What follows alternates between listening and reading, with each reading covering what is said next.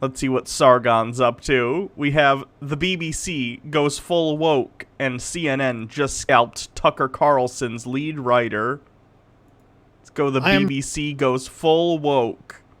I'm guessing they did something that was not anti-gay or something, and apparently that's woke to Sargon. Really starting to despise the fact that I'm forced to pay for the BBC. Look at this. BBC Music Magazine columnist calls for crudely jingoistic songs like Rule Britannia and Land of Hope and Glory to be scrapped from last night of the proms because they're insensitive in the wake of the Black Lives Matter movement. Well, were they not insensitive before Black Lives Matter? And why would I care? Context and understanding what's happening in society. I can't be arsed to do that. Fucking what? Like, I don't care if Black Lives Matter finds that insensitive. But Richard Morrison, who studied... Sargon, we know you don't care about anything that anyone finds insensitive. It's like a key aspect of your grift. Music at Cambridge, blah, blah, blah, blah, blah, said that the toe-curling, embarrassing, anachronistic farrago of nationalistic songs should be replaced with a more reflective finale which doesn't provoke offense or ridicule. No. Not even... Sargon doesn't like that nationalism isn't in vogue anymore. Tear. Slightly. I know you don't like it, but believe it or not, this is one of those sort of staple parts of modern British culture, and this is, again, historical songs that are anachronistic now, but are the connection that this ceremony and these people have with their own past. I know it's hard to understand, and I know for the sort of, cosmopolitan, middle-class, university-educated types, it's quite difficult to accept that... All you educated people just don't get it. You don't understand that me, Sargon, a poor person... Sargon has a net worth of almost $1 million, by the way. He's not this working-class schlub he likes to present himself as. He is an elite, for the record. So don't ever buy his bullshit when he says, oh, what the elite, the cosmopolitan elite won't tell you. Sargon, you're talking about yourself. Sargon, you're a wealthy person. It's fine if you're fine with being wealthy, that's great. But don't act like it's something you're not, Jesus. Patriotism isn't just bad, and it's not just wrong. And there is actually some... It depends upon the context in which the patriotism is used. Blind patriotism that only says, this country is great. Rah, rah, rah. England is amazing. The sun never sets on the British Empire. America, greatest country in the world. In what? I don't know. We're not the best in education, and we're not the best in healthcare. But, I don't know. We got a lot of guns, so we're number one. This kind of blind patriotism that completely ignores the issues within your own country are bad, Sargon. Those things are bad. Something empowering about it, and... That's right, capitalistic propaganda. Thank you to Dude Spanking Dudes with a bit. I was gonna say this if Kanye, though, somehow became a candidate, people better not vote for him as a meme. Yeah. I'm sure there's gonna be some idiots who vote for Sargon, but it would be a bad call. Mickey the Ficky, thank you for following also. Inclusive about British patriotism. I know that's difficult to understand, but at least... it's not, I don't know, a defense of Islamic slavery? I know you might be, well, that's a weird segue, but... Please, okay, let's hear what he has to say. It's been discovered on the BBC's website. This has been there since 2009, of course, but the BBC, on one side, the country who ended slavery, bad, right? Generally bad. You can't be patriotic to that. Sargon, in order to end slavery, you first have to take part in it. And the UK did not end slavery globally, unilaterally. They chose, by law, to end slavery within the purview of the empire that they had, which is a good thing, but in order to end something, you had to first take part in it. They were already a party to it. This is like people in the US who are like, oh, I don't know why those Black Lives Matters folks are so mad when we gave them their freedom, as if freedom isn't something inherent and a right to everyone, as if it's something that wasn't initially taken away from their ancestors and then had to be given back via war because half the country wanted to keep slaves. Like, You can't, on the one hand, try and say, yay, we ended slavery, but then be like, but we gotta ignore the hundreds of years prior where we took part in it and were economically benefiting from the practice. Like, it's one or the other.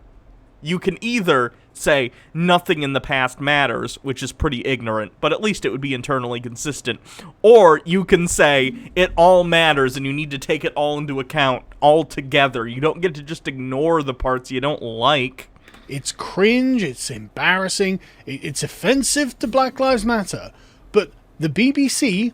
The concern trolling is, interesting coming from a guy like Sargon. Running defense for slavery, black slavery in Islam a lot of the time, but not exclusively, obviously. Let me read what this says.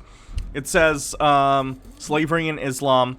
Slaves were owned in all Islamic societies, both sedentary and nomadic, ranging from Arabia in the center to North Africa in the west, and to what is now Pakistan and Indonesia in the east. Some Islamic states, such as the Ottoman Empire, the Crimean Khanate, and the Sokoto Caliphate in Nigeria, must be termed slave societies because slaves were very important numerically, as well as the focus on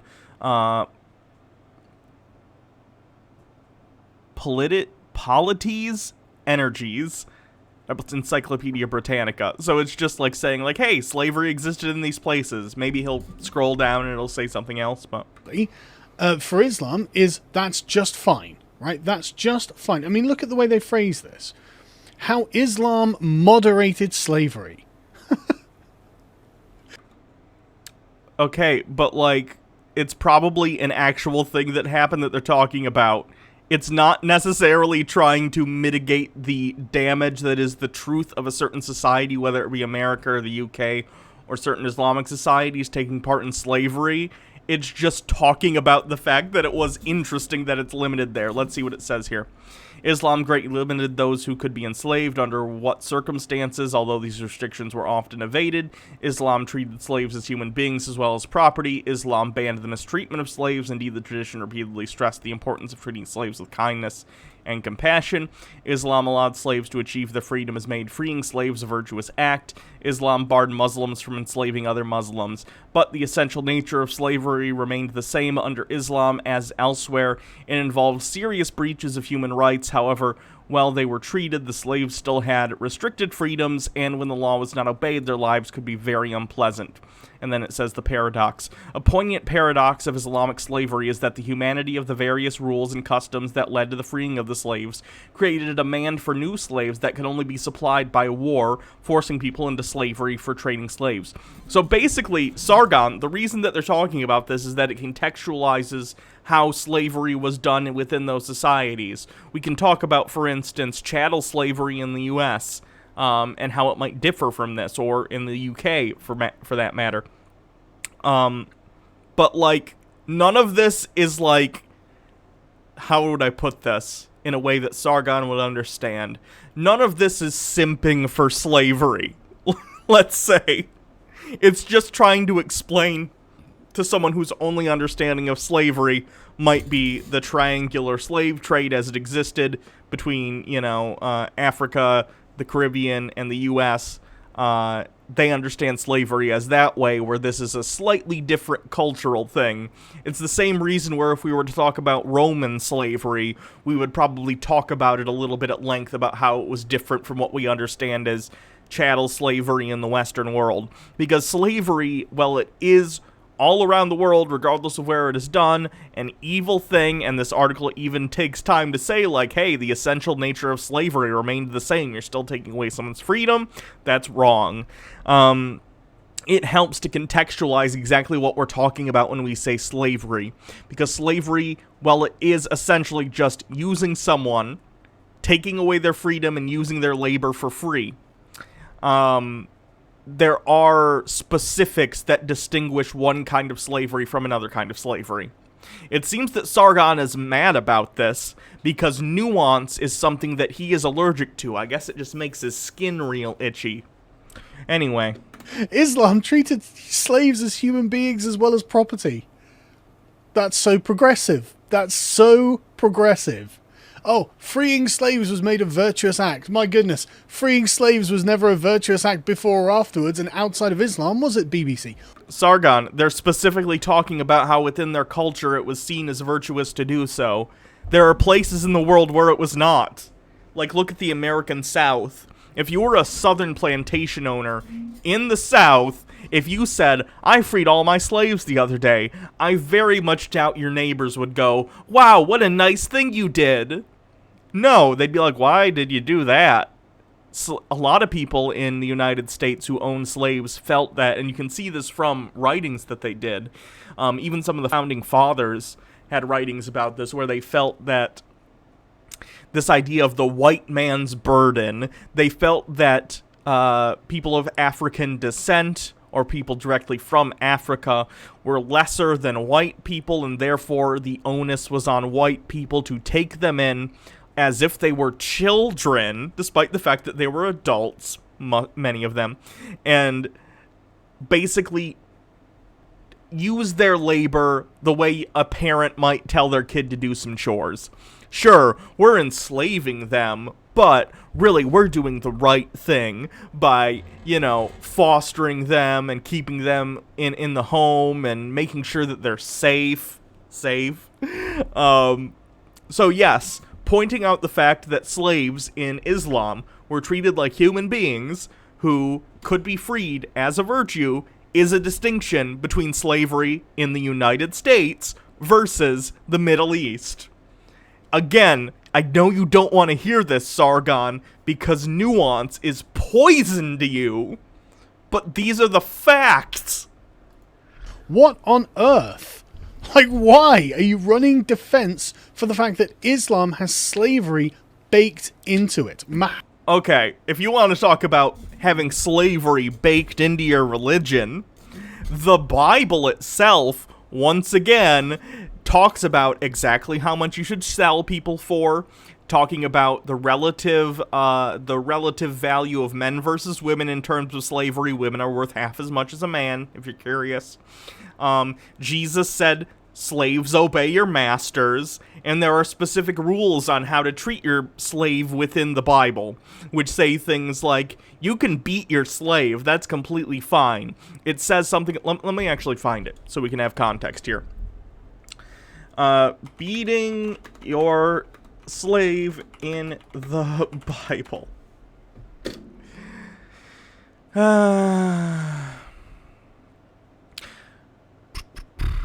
When a master strikes his slave, male or female, with a rod and the slave dies under his hand, he shall be avenged. But if the slave survives a day or two, he is not to be avenged, for the slave is his money. So you can beat a slave so hard that they can't get up for 2 days, and the Bible says you're fine. The Bible says you're fine. So maybe, Sargon, point out that the Western society, which you have such a hard-on for, was built upon many people who believed that the Bible was the Word of God and then used that word to continue slavery for centuries. Because that is a thing. Southern slave owners in the U.S., and I'd imagine people in the U.K., I'm not as familiar with slavery in the U.K., but Sargon, it's not like you've ever cared to make the distinction between the UK and the US anyway, it's all the Western world to you, used the Bible as a justification for the awful acts they committed, as I'd imagine certain people in Islam used passages about slavery to justify their beliefs. But, Sargon, you don't choose to say that slavery is an inherent part of Christianity. You're saying it's inherently part of Islam as if it's unique. Not particularly. Jesus. Muhammad was a slave owner. There's a statue of Muhammad in is it the Library of Congress or one of the famous American halls of government has I'm not trying to do whataboutism. No. Slavery in both Islam and Christianity are wrong. My point is that Sargon is inconsistent in how he applies this kind of thinking, considering that this article, which he's saying is justifying Islamic slavery, It's not. It's literally trying to clarify how Islamic slavery was carried out and how those who enacted it felt about the slavery. It's just an informative article. It's not saying, so this form of slavery is better. It doesn't say that. No one should try and say one form of slavery is better than the other, because it's not worth it. It's a stupid thing. And no one is saying that. Sargon is so upset that this article is explaining the distinction between chattel slavery in the West versus how it was done in Islamic states, and he's mad that there's a difference. I'm not saying Islam was better. Slavery's fucking slavery. It's wrong no matter what. My point is, he doesn't feel, I'd imagine, that slavery is baked in to Christianity in the same way that he says that it is baked into Islam, despite the fact that both religions do this. Both religions have slavery in their holy books and justify it within the pages of them. The statue of Muhammad, as well as other historical lawmakers, is that statue, I mean, A, that's offensive to Islam anyway, but B, the man owned slaves and said that black people look like raisins. So does that get torn down, or are we not going anywhere near that? What? There are no statues of Muhammad, which you just said.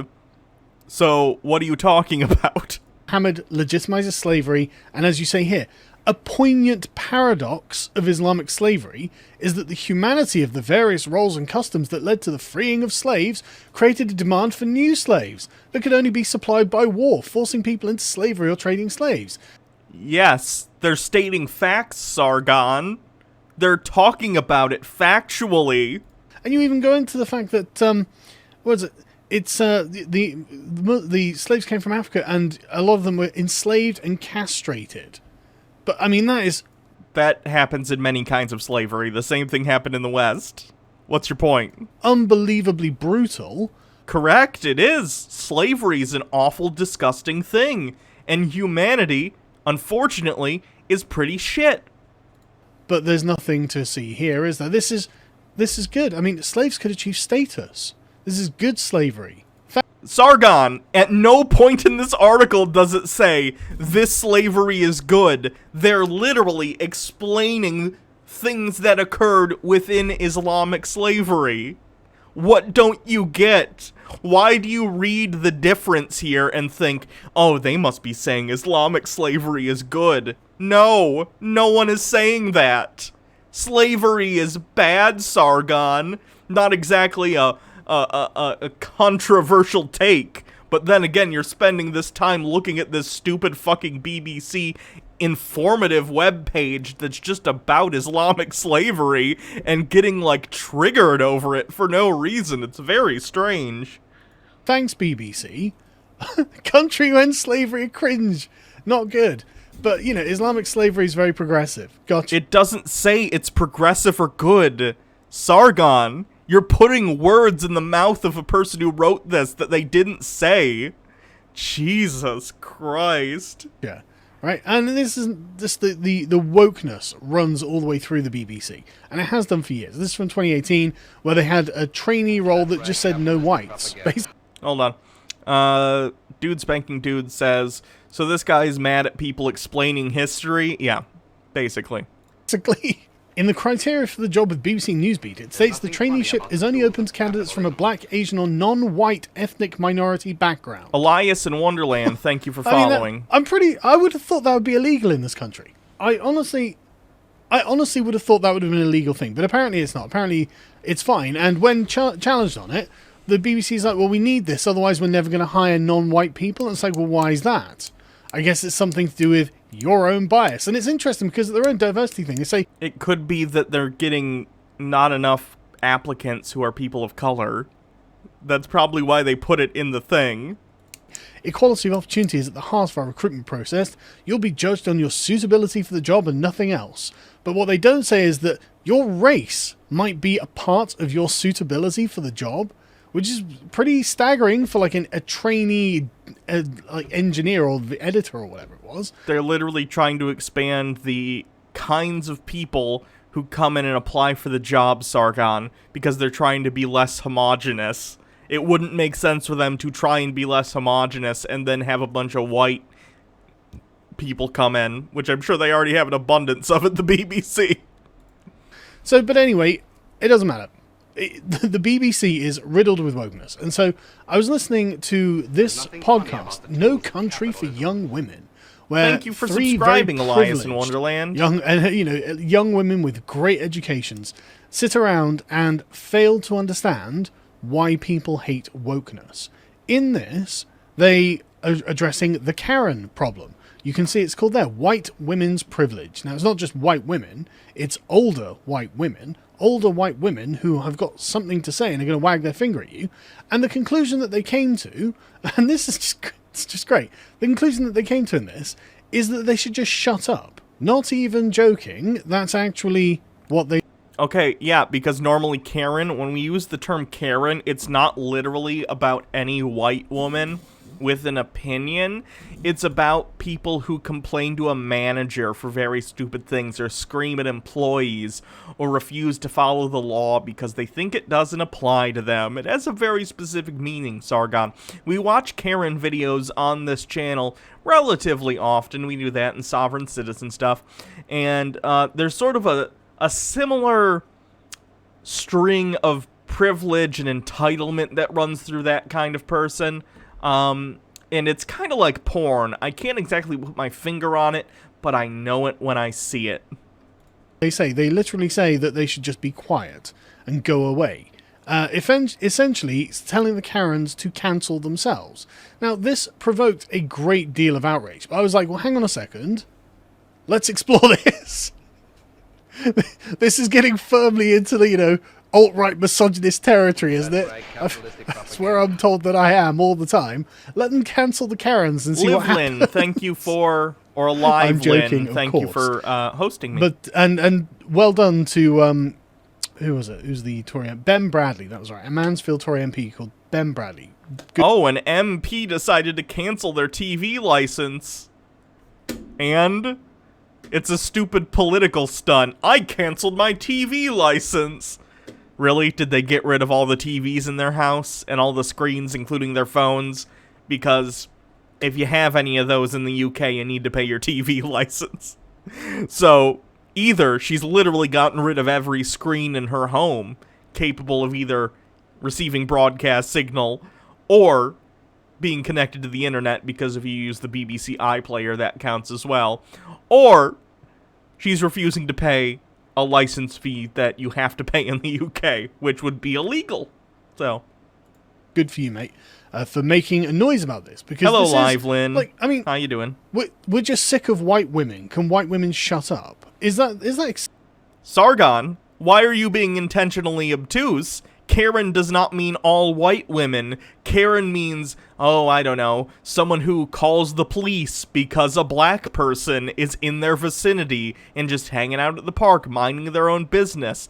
A Karen is someone who gets something wrong on their order at a restaurant, and instead of being an adult person and just being like, excuse me, I'm sorry, I actually ordered whatever, they go, excuse me, I ordered this without pickles. I demand a refund. That's what a Karen is, Sargon. You must know this. So why, pray tell, might you be showing this as if it is something else and as if they're telling all white women to shut up, despite the fact that, by the way, the women he's talking about who are part of this podcast are white. So what the fuck do you Sargon, how much do you think you can get away with being disingenuous before people are like, wait a minute, that's not what that means? Acceptable? Is that what the BBC puts out in its podcast now? I mean, this is just... it's so far gone. I don't even know where it stops. But today, the BBC came out and said, all our staff should use trans-friendly pronouns. Good. So they should make sure, just like on Twitter where they put it in their bios, they should have at the end of all their emails, just to make sure that nobody accidentally misgenders someone. And what's really interesting about this, right, out of 22,000 employees, the BBC has apparently more than 400 employees that self-identify as transgender, according to their own internal surveys. That makes about 2% of the total population, which makes them massively overrepresented. Oh no! Overrepresentation of trans people? A whole whopping 2%! We can't have that. Now only 98% of my entertainment is going to be cis-normative? What? I mean, they're going to be like 0.1... Let me see. I don't even know how big the trans population is. What? I think it's like 1% or something like that. 1% of the population is trans. 2020. 0.6%? Let's see. A statistical range of 1.2 to 6.8% of the population identifying as LGBT in general, and 0.6% is transgender. That's interesting. So 2%. That's pretty good, BBC. That's pretty good. 1% of the general population. I mean, just think about how many people you know, and then how many people... Sargon, you don't know a lot of trans people, because I know for a fact, for instance, I'm a trans individual. I wouldn't go within 100 fucking feet of you. You're a creep. Why would I go near you? You're an asshole. How many transgender people you know, and work out what percentage of just the people you know are transgender. How many do you see around in daily life? This would be like Sargon saying, like, let's say he lived in some backwater in I don't know, in the north of England somewhere, and him going, I don't see any black people in my day-to-day life, so why are there so many on the telly? Sargon, have you considered that you in particular don't know a lot of trans people because you're a shitbag transphobe, and so no trans people want to get to know you? I'm sure you know a lot of people. You're an internet personality. You're like a known person. Presumably you know a lot of people. So few of them are trans because people like me don't want to know you. You're an asshole. Like, it seems pretty simple to me. It's a tiny proportion of people, and yet the BBC has 400 working there because of these affirmative action policies. What? I very much doubt BBC put out a fucking thing that's like, we need more trans people. We need more trans people working here. No, doubt. They're woke. They're specifically trying to get these sorts of people who are in favor of the woke agenda. And I imagine that a lot of trans people... The woke agenda, aka not being treated like shit as a trans person. Oh no, I can't misgender trans people and not have people yell at me. I'm being oppressed. Sargon, stop whining. That'd be great. Now who's the snowflake, Sargon? Oh no, a whole 2% of the people working at the BBC are trans. Oh, I'm melting under the oppression of this 2% trans people. Calm down, Sargon. You're being fucking hysterical. Transgender people are in favor of it because it specifically benefits them. And this is not going to stop. This is going to carry on. It's going to get more... Probably. And Sargon, here's the great thing about all this. Someday, you'll look around you and see a world completely different than the one that you wish to live in. A world that allows people to be who they are and not be ashamed of it. And if you dare come out and say, oh, I don't like trans people, or I don't like gay people, or whatever, people are gonna call you a shitbag.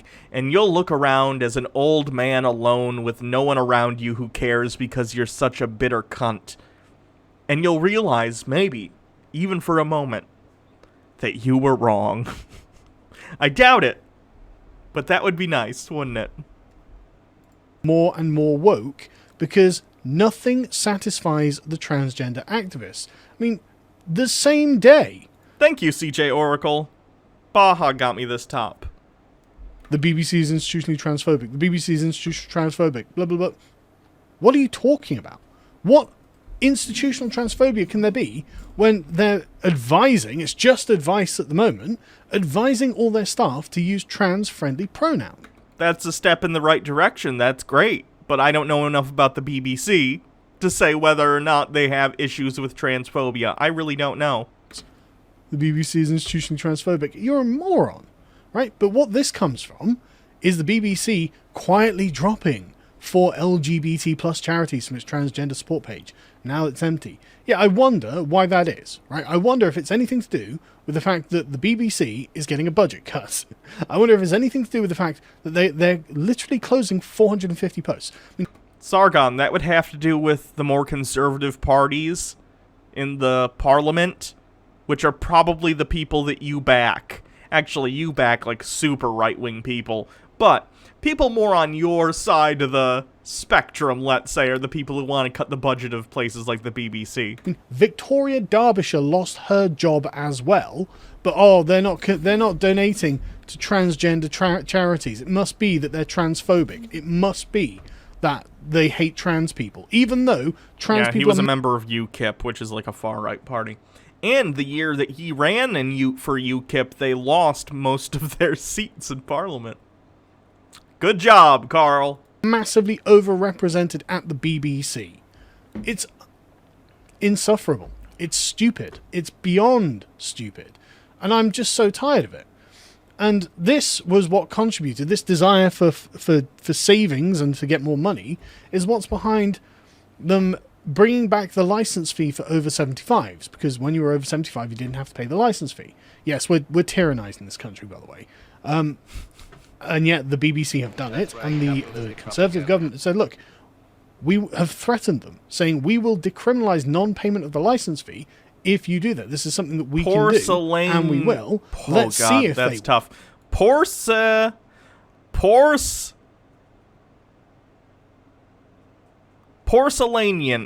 Thank you for following. I think that's right. All because they've now done it, so let's see what happens. Make them pay for the wokeness. Make them pay for it themselves. I don't want my money having to go to it. I don't care, Sargon. I genuinely don't want to have to be subscribed to the BBC. Let other people do it. Let people do it voluntarily, and we'll see if these woke ideas, these woke attitudes, this woke culture, Delta 9 demonstrably THCA, thank you for following. Donnie Lurch, anti-straight, thank you for following. Like demonstrably against all of these things, but not just all of these things.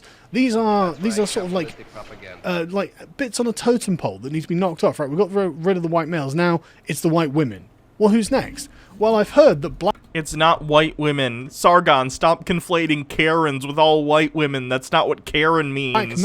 Look up fucking Urban Dictionary. Jesus. And are the white men of black people before? So I imagine that means that black men are higher on the totem pole than black women. So I imagine they're the next to go, aren't they? What are you talking about? It's absolutely unreal. The Conservatives have it within their power to decriminalise non-payment of the licence fee. They should do that tomorrow. That would be awful.